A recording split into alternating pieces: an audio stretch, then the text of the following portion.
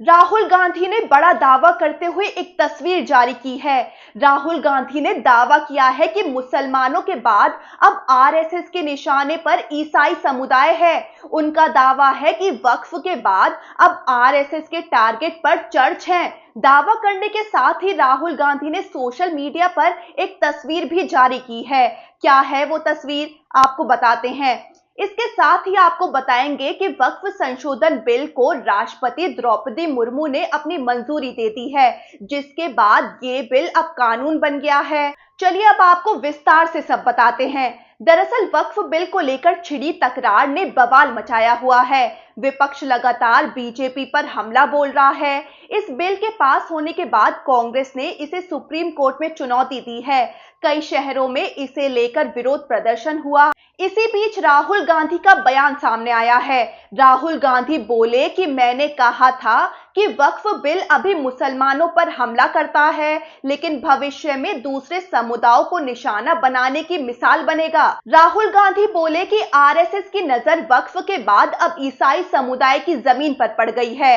उन्होंने इस बात पर भी जोर दिया कि संविधान रूपी ढाल से ही सबकी रक्षा की जा सकती है।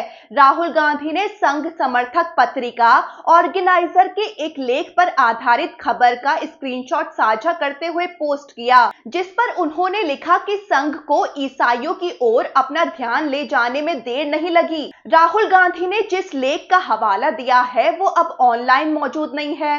रिपोर्ट के मुताबिक ऑर्गेनाइजर के लेख में वक्फ से तुलना करते हुए कहा गया कि कैथोलिक चर्च और उसके संस्थानों के पास लगभग 7 करोड़ हेक्टेयर भूमि है, जिसका हवाला देते हुए अब राहुल गांधी ने आरएसएस की ईसाई समुदाय को लेकर मंशा पर आरोप लगाए हैं। वहीं आपको बता दें कि राष्ट्रपति द्रौपदी मुर्मू ने 5 अप्रैल को वक्फ संशोधन बिल 2025 को अपनी मंजूरी दे दी है। उनकी मंजूरी के बाद ये बिल अब कानून बन गया है।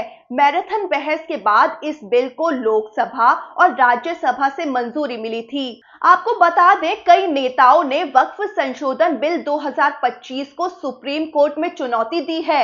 इनमें एआईएमआईएम के प्रमुख असदुद्दीन ओवैसी, कांग्रेस सांसद मोहम्मद जावेद और आम आदमी पार्टी नेता अमानतुल्लाह खान शामिल हैं। उनका दावा है कि ये कानून धर्म के पालन के अधिकार, समानता के अधिकार समेत कई संवैधानिक सिद्धांतों का उल्लंघन करता है।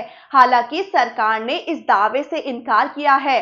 आपको बता दें कि इससे पहले लोकसभा में 2 अप्रैल की रात वक्फ बिल पर वोटिंग हुई थी। बिल को पारित करने के लिए कम से कम 272 वोटों की जरूरत थी। निचले सदन में बिल के समर्थन में 288 और विरोध में 232 वोट पड़े। इसके अलावा राज्यसभा में भी सरकार ने 3 अप्रैल को देर रात इस बिल को पास करवा लिया। यहाँ बिल के पक्ष में 128 वोट पड़े और विरोध में 95 वोट पड़े। संसद में वोटिंग के दौरान भी खूब हंगामा हुआ था। चर्चा में विपक्षी दलों की ओर से कड़ी आपत्तियां जताई गईं। उन्होंने बिल को मुस्लिम विरोधी और असंवैधानिक करार दिया।